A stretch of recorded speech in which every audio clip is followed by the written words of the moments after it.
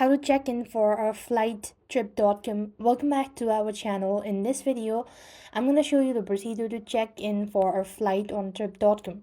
For that, you want to make sure you're connected to a stable internet. Then open up your trip.com app and log into your account. After which, you just need to click on account from the bottom right corner and go to upcoming from the list. As you go to upcoming section, you would then want to select your flight and choose check-in seat. So I have none, so the interface is gonna be quite different. You just want to go ahead and look for the flight and tap on flight booking and select check-in and seat. Then you want to click on add next to your name to start the smart check-in process, after which you want to choose your preferred seat from the options and click confirm to complete the check-in on trip.com.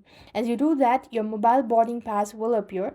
You can screenshot it or save it to your phone's wallet as well, and that's how you'll be able to check in for flight trip.com. That's all. I hope the video was helpful. Make sure to like, share and subscribe. Thank you for watching. See you in the next video.